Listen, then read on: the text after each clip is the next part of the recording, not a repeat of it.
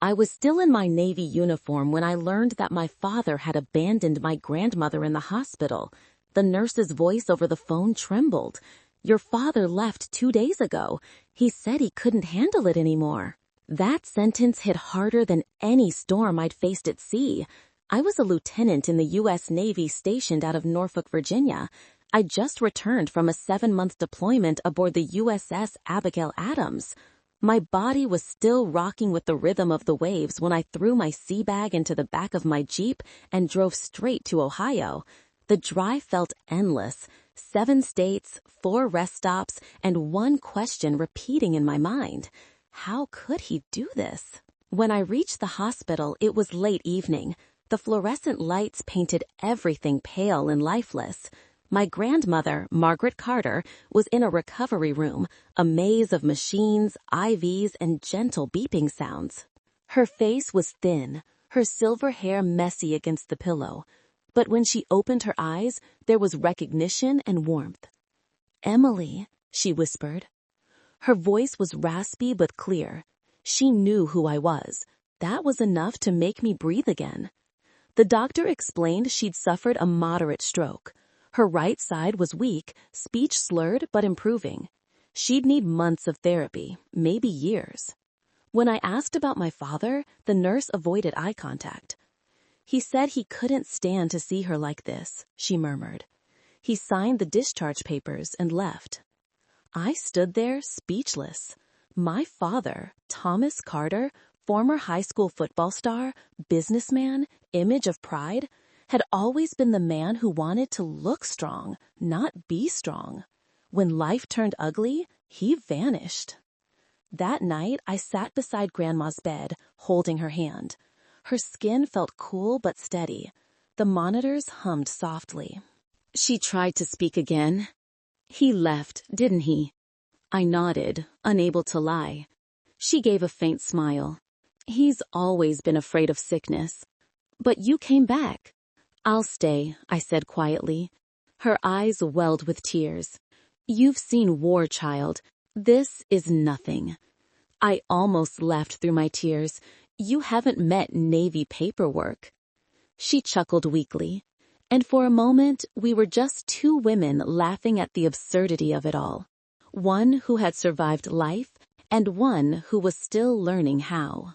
Over the next few weeks, I turned my life upside down. I filed for emergency family leave, moved into Grandma's old house, and started learning a new kind of discipline, one that didn't involve rank or command, but patience. Every morning at 6 a.m., I'd help her with stretches, feed her oatmeal, and read the newspaper aloud. Some days she cried from frustration, other days from gratitude. And every night before bed, I'd hear her whisper a quiet prayer. "Lord, give me strength to remember who I am." Sometimes I'd find myself praying too. The neighbors were kind. Mrs. Porter from across the street brought casseroles. Mr. Hawkins, Grandma's lawyer, dropped by to help with bills.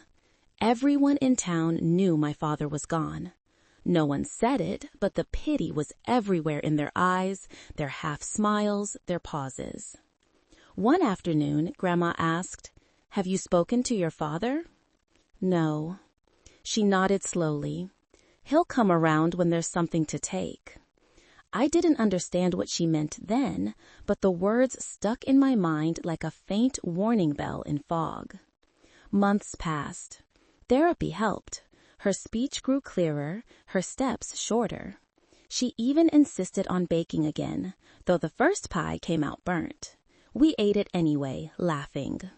In between Navy check-ins, I found a quiet peace in caring for her. It wasn't glamorous, it wasn't heroic, but it was real. Sometimes she'd say, "You're more like your grandfather than your father ever was." I'd smile. "He was Navy too, wasn't he?" She nodded proudly. "Served in the Pacific, never ran from a storm." I thought about that often. By winter, she could walk short distances without her cane. We'd sit by the window together watching the snow fall over the frozen fields. It was peaceful, almost sacred. But peace never lasts. Because on one ordinary Thursday, just after I'd helped her back into bed, she looked at me and said softly, "Emily, promise me something. No matter what happens, stay calm. Don't raise your voice. Let them talk." I frowned. "Who?" She just smiled faintly. "You'll know when the time comes." At the time, I didn't understand. But years later, standing in a courtroom with my father across the aisle, I would hear her voice again, and it would be the calm before the storm. If war taught me anything, it's that the hardest fights don't always involve weapons. Sometimes they're fought with patience in kitchens, hospitals, and quiet little Ohio houses that the world forgets. The first year of taking care of Grandma was the longest of my life. My military training didn't prepare me for the small heartbreaks. Watching her struggle to hold a spoon, hearing her cry when she forgot a word, or cleaning up after her when she was too proud to ask for help. I'd spent years commanding sailors, giving orders, keeping composure, but nothing humbled me like hearing her whisper, "I used to walk to church every Sunday. Now I can't walk to the porch." We developed a routine. At dawn, I'd help her through stretches and speech drills. At noon, I'd cook while she watched old reruns of Wheel of Fortune. By evening, we'd sit on the porch, me with tea, her with decaf coffee, and talk about everything from World War II to Navy rations. Some days were good, others weren't. She'd forget things, like what year it was, or whether her sister was still alive. The doctor said it was normal after a stroke, but every time she faltered, my heart clenched. I couldn't imagine losing her mind piece by piece. Still, there was progress. Slow, hard-earned, stubborn progress. I hung her old photo by the mantel, one from 1956 when she was 28 and radiant in her blue nurse's uniform. "See," I told her, "you were the Navy's first line of defense before I ever joined." She laughed softly. "And you're the last, dear." Every few weeks, I'd report into my commanding officer, update them on her condition, and renew my family leave status. My superior, Commander Pierce, once told me, "Lieutenant Carter, you've survived open sea storms, but this might be the fight that earns you real stripes." He was right. The small-town gossip never ended, though. Some neighbors whispered that my father had done what any man would do, that no one should have to watch their parent decay. I wanted to scream that caring isn't weakness, that walking away isn't strength. But Grandma always told me, people only speak from the part of themselves they know best. So I stayed quiet. Bills piled up, VA paperwork dragged on, my savings thinned out. There were nights I'd sit at the kitchen table with a calculator and a headache, wondering how long I could hold things together. Then I'd look at her sleeping in the next room, and the answer was always the same. Around Christmas of the second year, she started walking again. 5 steps at first, then 10, then all the way from the living room to the porch. The first time she did it, she threw her cane on the couch and said, "You can tell the Navy they've met their match." I nearly cried. By the 3rd year, I was able to pick up part-time work on base again, logistics support via remote assignments. The military never forgot its own, and they found ways to keep me afloat. Still, the quiet of civilian life pressed heavy. I missed the ocean, the hum of engines, the simplicity of orders. But when Grandma laughed, that sound felt like home in a way the sea never did. Then came the letters. My father never called, but every few months an envelope arrived with no return address. "Hope she's stable. Sell the property if she declines. Don't let her sign anything major." They weren't love letters. They were instructions, the kind of cold efficiency he used to run his company with. I never replied. One spring evening, Grandma asked me to drive her to the old family cemetery. We stood by my grandfather's grave as the sun dipped low. The air smelled of rain and lilacs. She whispered, "Your father has forgotten what love costs." I asked softly, "Do you think he'll ever come back?" She looked at me then, her eyes sharp, almost glowing. "He will, but not for the reason you hope." It sent a chill through me. That night, she sat at her desk writing something for hours. I peeked in to check on her. Her hand trembled, but her focus was iron. "What are you writing, Grandma?" She smiled without looking up. "A record of what matters." I thought it was just another diary entry. I didn't realize it was the beginning of her will and of everything that would follow. In the 5th year, she seemed stronger than ever. She could dress herself, bake her own pies, even scold me again for tracking mud into the kitchen. I told her she was unstoppable. She winked. "Don't tell the doctors. They'll start charging extra." One night after dinner, she looked at me and said quietly, "Emily, when you're in uniform, people salute you because they respect your service. When you're out of uniform, people test you to see if you deserve it." I frowned. "What do you mean?" She smiled. "You'll find out soon enough." I didn't know then that she was already preparing for a different kind of battle, one that wouldn't need bullets or ships, but truth and patience. Looking back now, those were the best years I ever had. We didn't have money or security or much comfort, but we had purpose, and that was everything. It wasn't until the 6th spring, when the flowers bloomed early and the phone rang late one night, that everything changed. "Emily," the voice was calm but cautious. "Yes, this is Mr. Hawkins. Your father's back in town." The line went silent, and just like that, the past we'd buried rose again. When Mr. Hawkins told me my father was back in town, I didn't answer right away. I just stared at the phone, feeling that old ache stir, the same one that had haunted every birthday, every holiday, every unanswered letter. He'd been gone for years, no calls, no apologies, no explanations, and now suddenly he was coming back. I asked, "Did he say why?"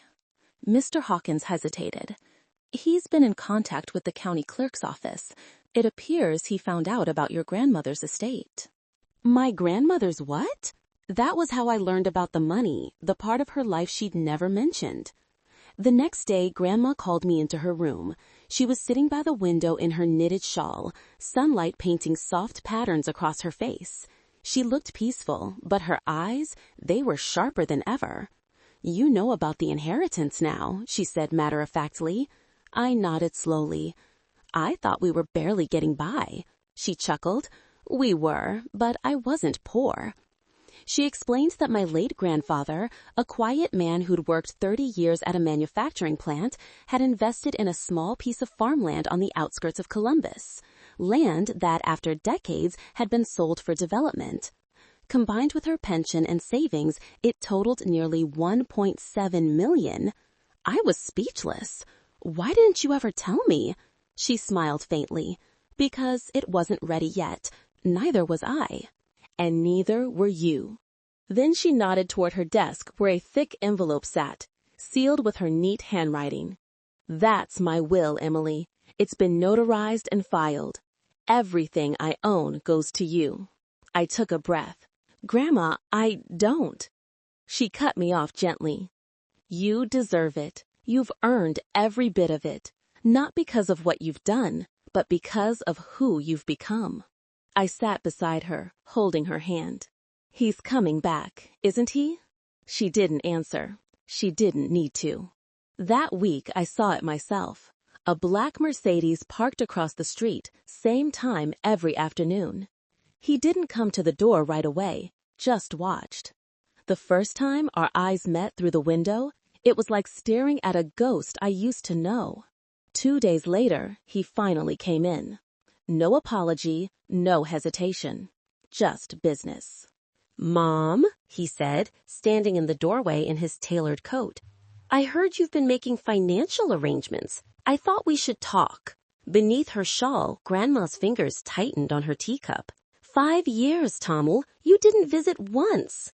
"I was busy. I didn't even know you were in recovery until recently." I almost laughed out loud, but Grandma lifted her hand slightly, a quiet command for me to hold back. He continued, his voice smooth. Look, I don't want conflict. I just think someone should help you manage things. You're not exactly in the best shape to handle all that paperwork. She smiled, polite but cold. You mean the paperwork I already signed? He blinked. What paperwork? The will, she said simply. It's done. His face changed. Confusion first, then disbelief, then anger. You let her handle that? He said, turning to me. You manipulated her. I took a breath, keeping my voice steady.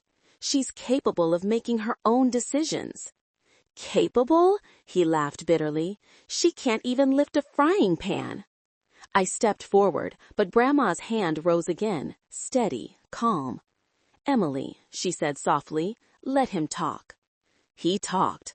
Oh, he talked for almost an hour about how unfair life had been to him, how he'd been the one supporting the family for years, how he deserved his share. He spoke like a lawyer without a conscience, carefully twisting facts into pity. When he left, slamming the door behind him, I turned to her furious. Why did you let him say all that? She smiled. Because I wanted to hear how deep the rot went. The following week, Mr. Hawkins visited. He'd already received notice. Thomas Carter had filed an official challenge to the will, claiming undue influence and mental incompetence.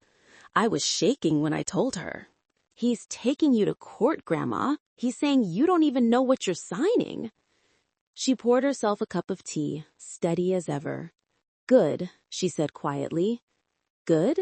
Yes, she replied. Now he'll have to speak under oath. I didn't understand how she could be so calm. But when I looked at her, really looked at her, the straight back, the clear eyes, the small, confident smile, I realized something. She wasn't afraid. She was ready. That night I sat by her bed as she slept. The moonlight fell across her face, soft and steady. She wasn't fragile. She was deliberate. Every move she'd made was part of something larger, something I couldn't see yet. Maybe this wasn't just her fight. Maybe it was a lesson, one she'd been preparing me for all along. He showed up on a Monday, always a Monday, the kind of day that feels too ordinary for something so wrong. I was fixing Grandma's breakfast when the doorbell rang. Through the window, I saw a black Mercedes parked neatly in the driveway, gleaming like arrogance in chrome. My father stepped out, looking exactly as I remembered. Tall, well-groomed, expensive coat, and a face that had forgotten what remorse looked like. Behind him stood a younger man in a gray suit, briefcase in hand, the kind of man who called his mother ma'am only when he wanted something signed. Emily, Dad said, as if we'd just spoken yesterday. Dad, I replied flatly, you're early, about 5 years early. He didn't flinch. I came to check on my mother. I heard she's not herself these days. Grandma's voice drifted from behind me, faint but firm. I'm perfectly myself, thank you. He froze when he saw her. I watched a dozen emotions cross his face. Shock, guilt, calculation, before he settled on polite concern. Mom, he said, stepping forward, you look well. She smiled thinly. You mean alive, Tommy? The young man cleared his throat. Mrs. Carter, my name is Daniel Kleinman. I'm your son's attorney. We just want to make sure your affairs are in order. You've had a medical incident, and under Ohio law. Grandma interrupted. You mean the law that allows greedy children to speak for their mothers? Kleinman blinked. Dad shot him a warning glance. Mom, we're not here to fight. We just think you need guidance, someone to manage things. I crossed my arms. You mean someone to manage her money? He ignored me. Emily, I'm not your enemy. I just want what's fair. Fair? Grandma's voice sharpened. Fair would have been visiting once in 5 years. Fair would have been paying 1 hospital bill. He sighed, exasperated. Mom, you don't understand. You're not in a position. Her eyes hardened. To what? Think? Speak? Choose? The room fell silent. Even the clock seemed to pause. She set down her teacup and looked at me. "Emily, dear, let him talk."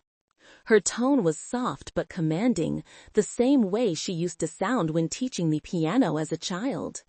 I knew that voice. It meant she was in control. So I stood back and watched. For the next 20 minutes, my father and his lawyer presented what they called a proposal, transferring financial authority to him temporarily, updating the will for clarity, and establishing a trust fund he would oversee. He used the word protect a dozen times, like it could hide his greed. When he finished, Grandma smiled serenely. "You've rehearsed that well, almost convincing." Kleinman adjusted his tie. "Ma'am, with all due respect, we only want to prevent exploitation at your age and health." "You assume my mind is gone," she interrupted, her voice icy, "and yet here you are trying to persuade it." He flushed crimson. Dad straightened. "We're doing this the legal way, Mom. If you refuse, I'll file for guardianship." "Then file," she said simply. I'd never seen him speechless before. For once, the man who had always controlled every room looked small in his own mother's living room. When they finally left, Dad muttered, "You'll regret this, Emily." "I don't think so," I said, closing the door behind him. The moment the car pulled away, I turned to Grandma. "Why didn't you let me say something? He's twisting everything." She reached for her cup again, hands steady. "Let him speak, Emily. The longer a liar talks, the clearer the truth becomes." She sipped her tea, eyes glinting like steel. "You remember how your grandfather used to fish?" "Sure." "He said silence was the best bait." "Exactly," she smiled faintly. "We'll let him bite." That evening I helped her to bed. She seemed calm, too calm. As I turned off the lamp, she said almost to herself, "I've been writing everything down for years. Dates, payments, every call he didn't make. He won't see it coming." The next day, Mr. Hawkins came by with documents to prepare for what Grandma called a performance. When he left, he shook my hand and said quietly, "Your grandmother's sharper than any lawyer I've met." I believed him. Still, as I stood by her window that night, watching headlights fade down the road, I couldn't shake the feeling that something irreversible had just begun. This wasn't about money anymore. It was about dignity. Hers, mine, and maybe, somewhere deep down, his too. The official letter came on a rainy Thursday morning, certified mail. Thick envelope addressed to Mrs. Margaret Carter. I signed for it, my stomach already in knots. Inside were the words that changed everything. Petition for guardianship and contestation of will. My father wasn't bluffing. He had gone through with it. I walked into Grandma's room, the papers trembling in my hands. She sat in her favorite armchair, reading her Bible by the window. The morning light fell softly on her face, calm, unbothered, almost regal. "Grandma," I said, my voice shaking, "he's suing you. He's saying you're not competent." She looked up, raised an eyebrow. "Ah, finally." "Finally," I almost choked. "He's trying to take everything you have." She closed the Bible gently. Let him try. I couldn't believe her composure. She'd survived a stroke, years of therapy, endless nights of pain, and now, facing betrayal from her own son, she was calm as still water. Mr. Hawkins came that afternoon. He looked grim but respectful. "Mrs. Carter," he said, "your son's filed for full control of your assets. His attorney's arguing that your cognitive decline makes the will invalid." Grandma smiled politely. "So they think I'm gone upstairs?" "Essentially, yes." She turned to me and said quietly, "Emily, dear, would you fetch my blue notebook?" I found it on her desk, worn leather stuffed with folded receipts and handwritten notes. When I handed it to her, she opened to a page marked with a ribbon. Each line was dated. Each line was an entry. She began to read aloud. March 12th, 2020. Physical therapy, 2 p.m. Thomas promised to visit. He didn't. April 9th. Emily drove me to Dr. Allen. No call from Thomas. June 3rd. Thomas withdrew $10,000 from joint account. Said it was for hospital fees. Never paid the hospital. Page after page. 5 years of quiet record-keeping, dates, bank transactions, phone logs, even witness names. It wasn't paranoia. It was evidence. Mr. Hawkins adjusted his glasses. "You've been keeping this all along?" "Since the day he left the hospital," she said. "You don't survive 78 years without learning to take notes." When the hearing date arrived, I felt like I was heading into battle. Only this time there was no uniform, no chain of command, no clear enemy lines, just family and betrayal dressed up in legal language. The courtroom was sterile, beige walls, oak benches, that faint smell of paper and disinfectant. My father sat at the plaintiff's table, his lawyer Kleinman beside him. Kleinman gave me a smug half-smile as we entered, as if he'd already won. Grandma wore her best navy blue dress, pearls around her neck, and a look that could slice through arrogance like a blade. When the judge entered, everyone stood. My pulse hammered in my throat.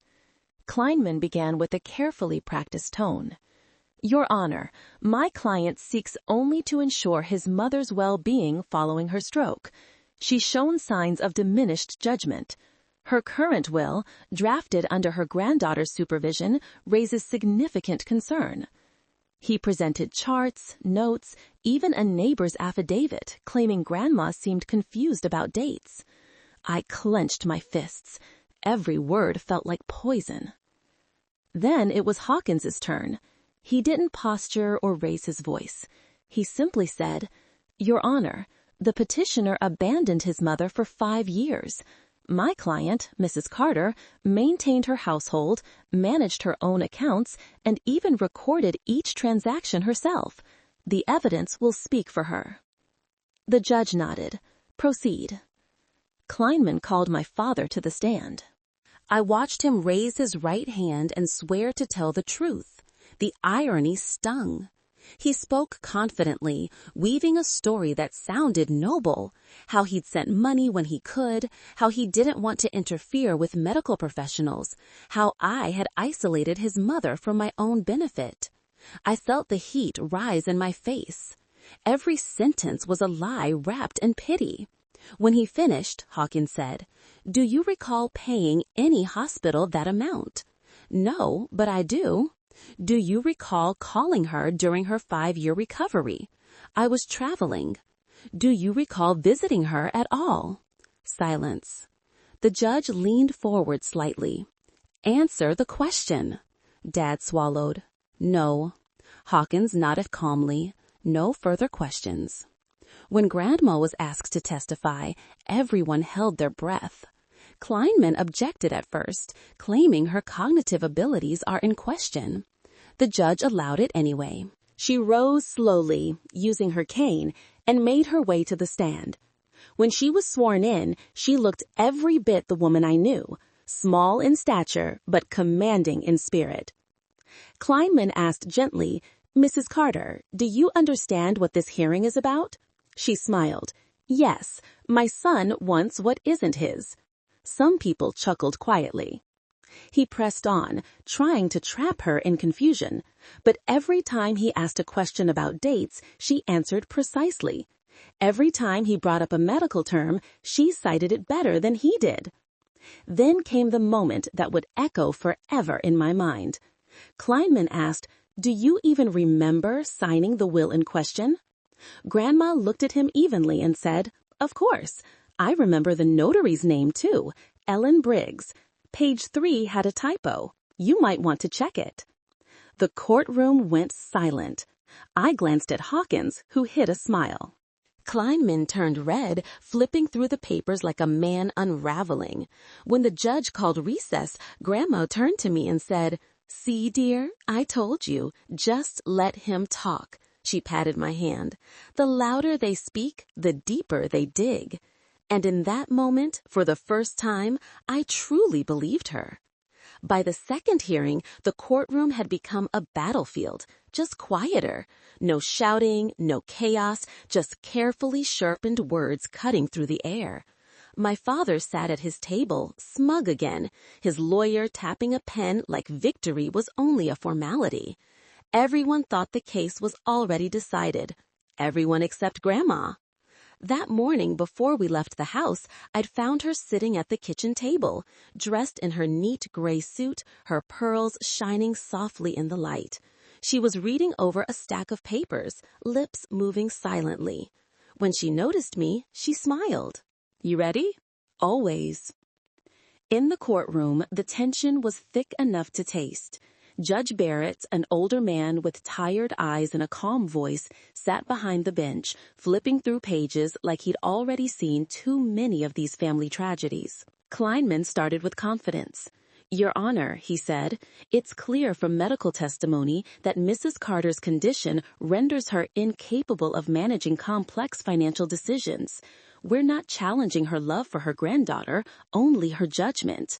He moved through a slideshow of hospital records and doctor notes, carefully avoiding the ones that said stable or lucid.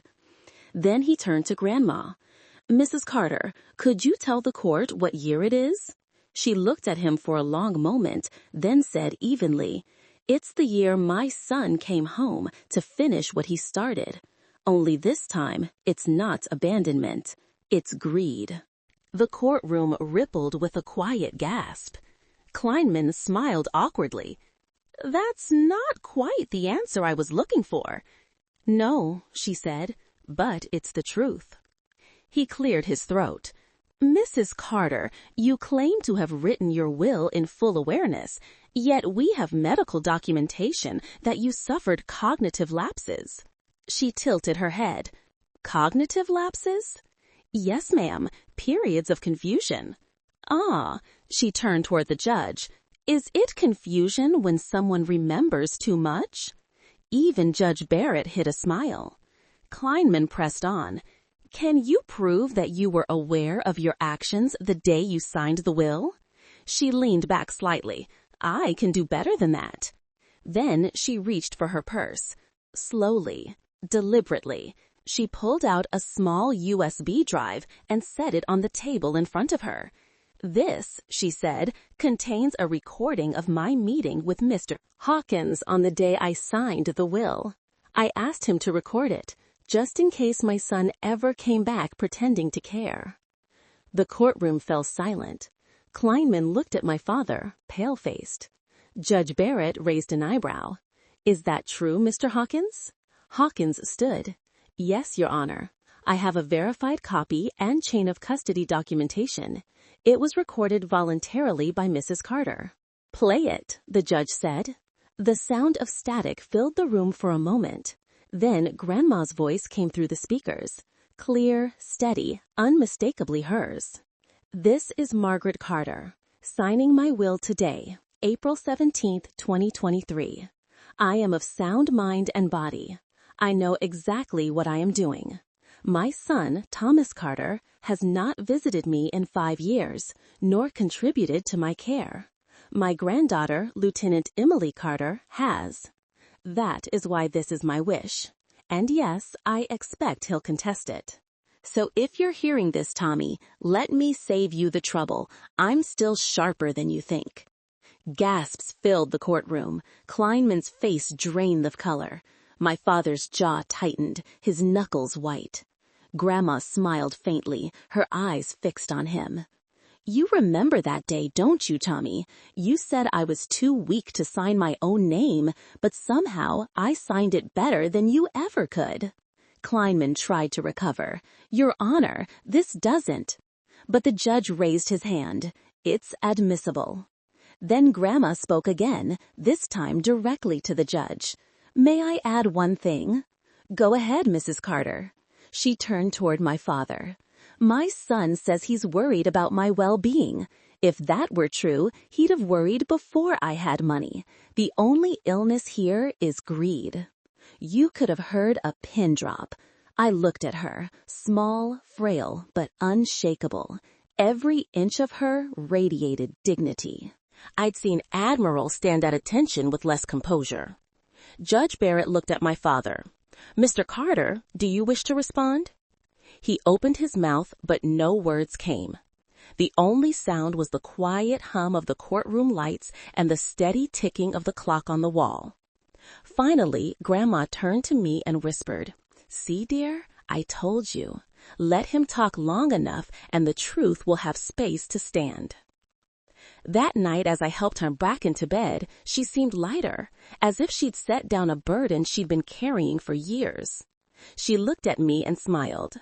"I didn't win today, Emily. I just proved I never lost." The morning of the verdict felt heavier than any deployment I'd ever been on. The sky over Columbus hung low and gray, swollen with the promise of rain. Grandma insisted on coming to court in person, wearing the same gray suit and pearl necklace she'd worn to my Navy commissioning ceremony. "If I'm going to hear judgment," she'd said that morning, "I'll do it sitting up straight." Mr. Hawkins met us on the courthouse steps, clutching a folder under one arm.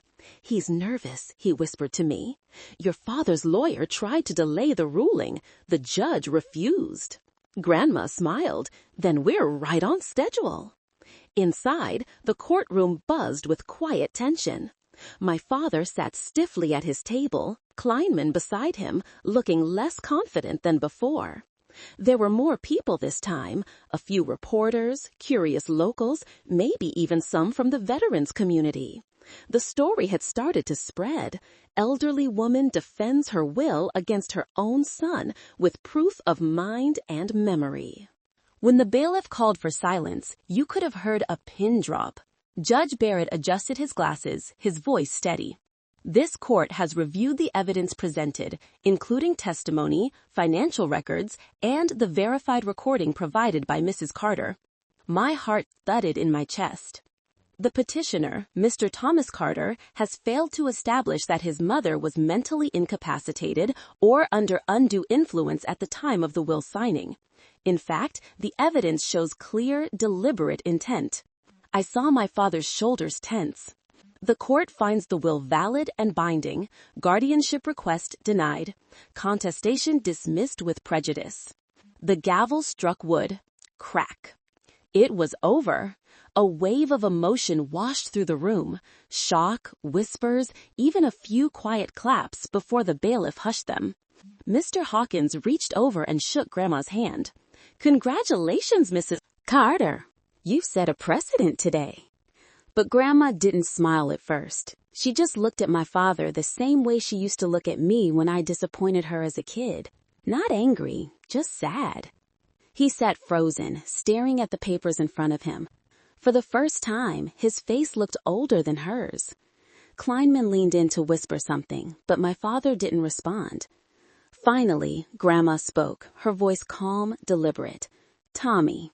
He looked up slowly. She gestured toward the bench. "Do you know why I kept the money secret all these years?" He shook his head. "Because I wanted to see which of you cared without needing a reason." The words hit him like a slow, quiet blow. "You always had everything," she continued. "The career, the reputation, the house on the hill. But somewhere along the way, you forgot that family isn't something to inherit. It's something to protect." Her voice softened. "I don't hate you, son. I just hoped you'd remember what it feels like to be proud of something that isn't measured in dollars." He dropped his gaze. I couldn't tell if he was crying or just exhausted, but for the first time I saw the man behind the pride. Smaller, broken, human. When the judge dismissed us, reporters swarmed. I tried to steer Grandma away, but she stopped for one quick question. "Mrs. Carter," a young journalist asked, "what's your message to others who face something like this?" She smiled faintly, eyes twinkling. "Let them talk. The truth has its own voice." Outside, the drizzle had started again, soft and steady. Mr. Hawkins offered to drive us home, but Grandma insisted on walking the first block. "I've earned this step," she said. So we walked, slow and quiet, her hand looped through my arm, the courthouse fading behind us. At the corner, she paused to catch her breath. "You know," she said, "when I told you to stay calm, I wasn't trying to teach you patience." "No?" I asked. She shook her head. "I was teaching you control, the kind they can't take from you no matter how loud they get." I nodded, swallowing the lump in my throat. "You did more than that, Grandma. You taught me honor." She smiled, a little tired but proud. "That's the Navy in you, dear." Back home, she settled into her chair by the window. The late afternoon light painted the room gold. The world outside went on as usual, kids riding bikes, neighbors mowing lawns. But for us, something had shifted.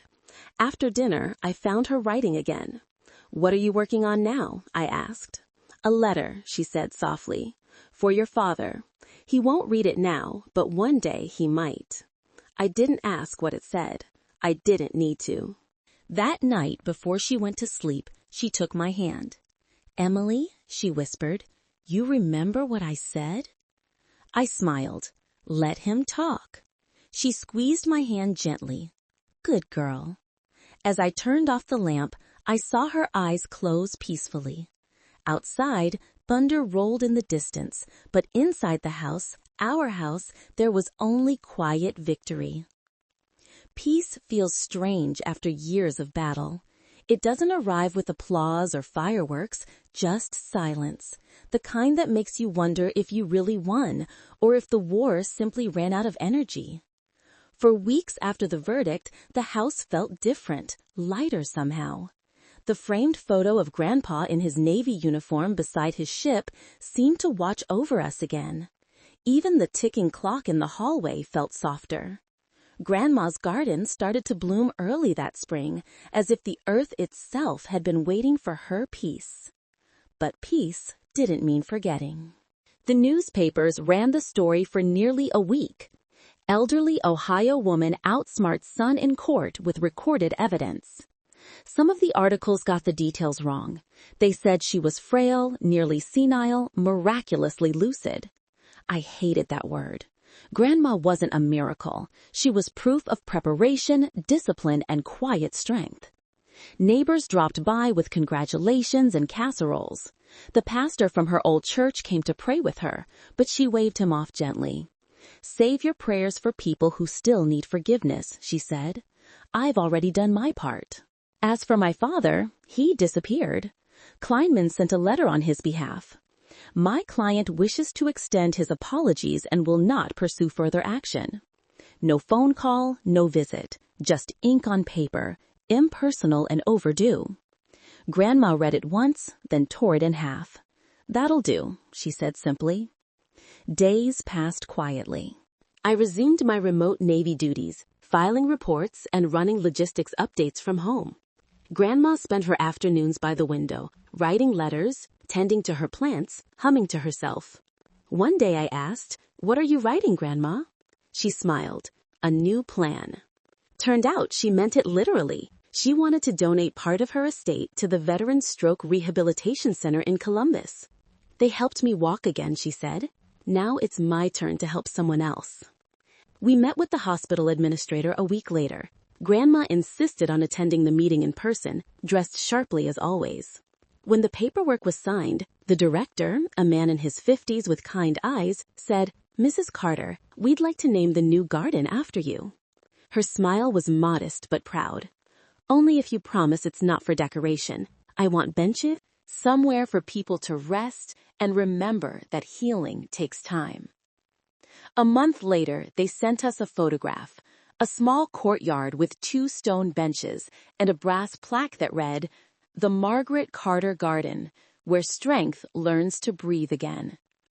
She cried quietly when she saw it.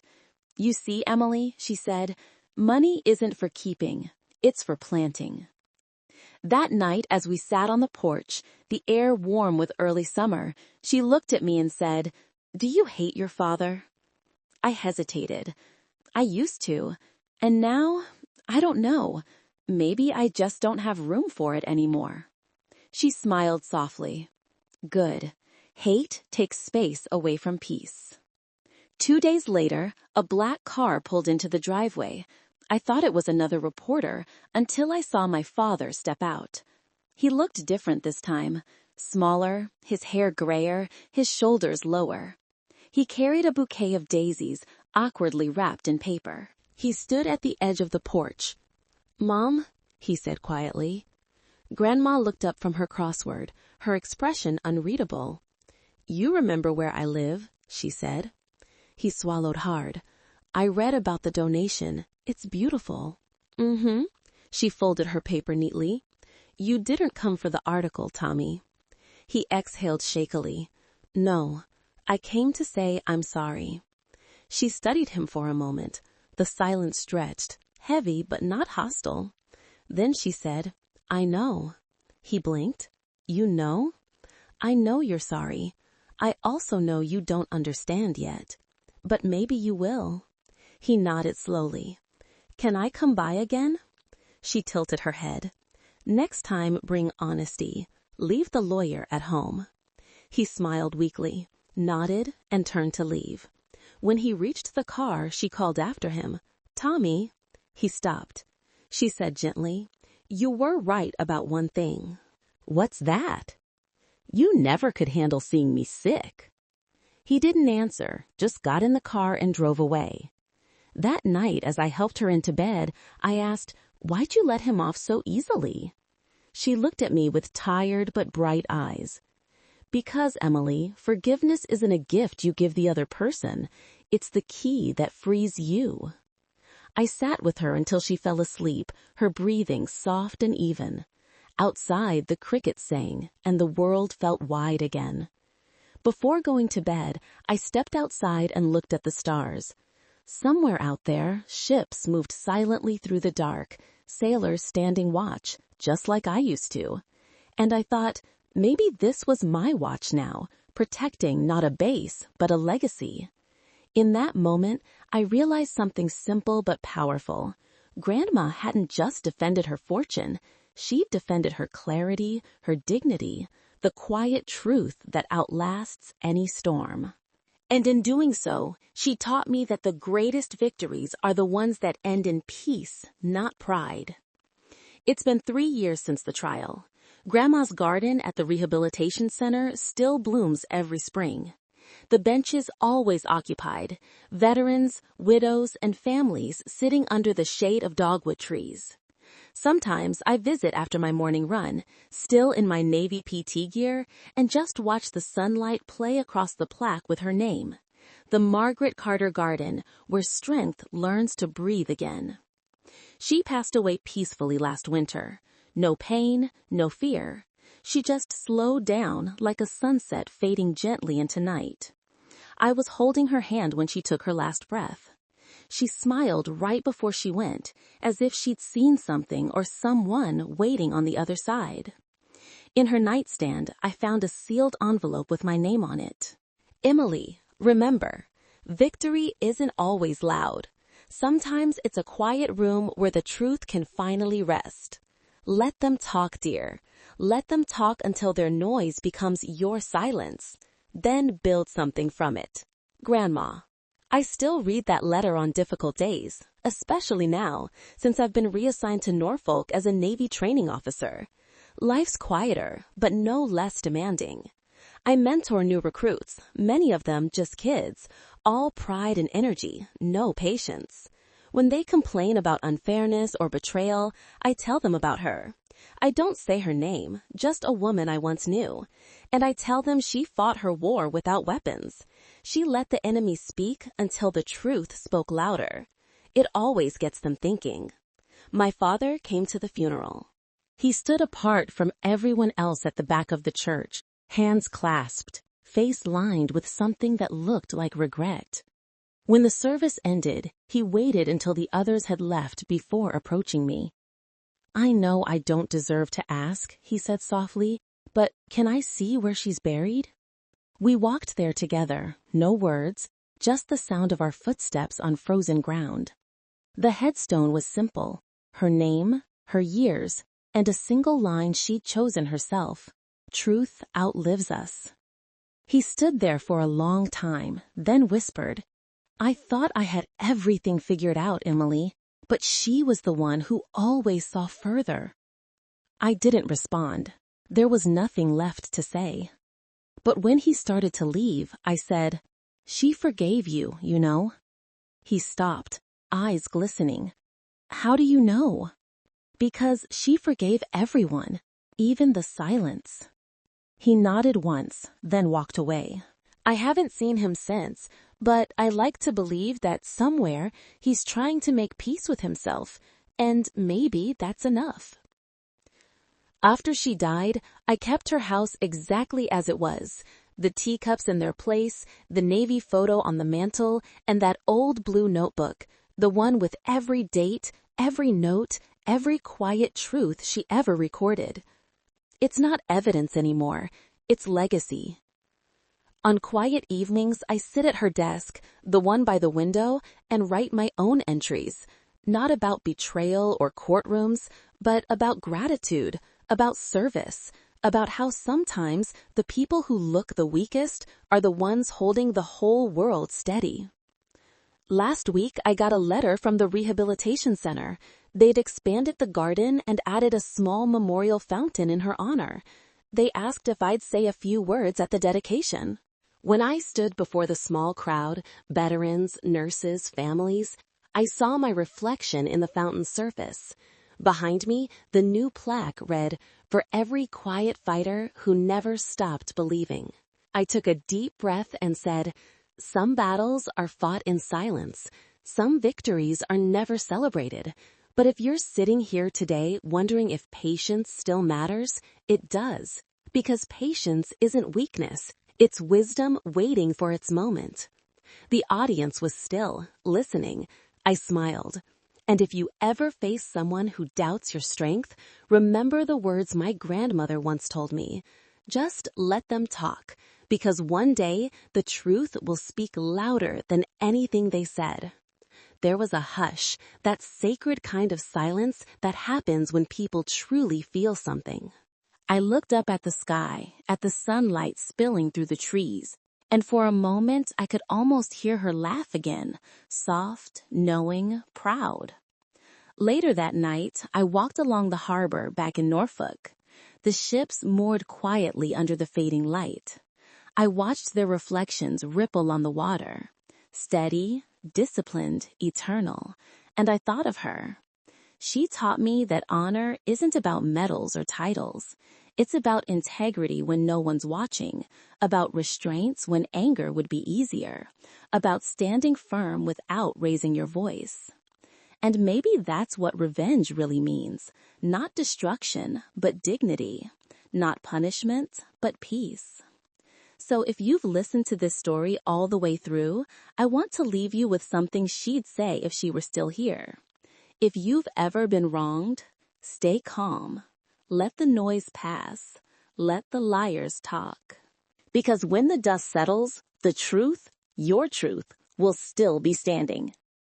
Thank you for listening. And if this story reminded you of someone you love, share it with them. Maybe they need to hear that silence can be powerful too.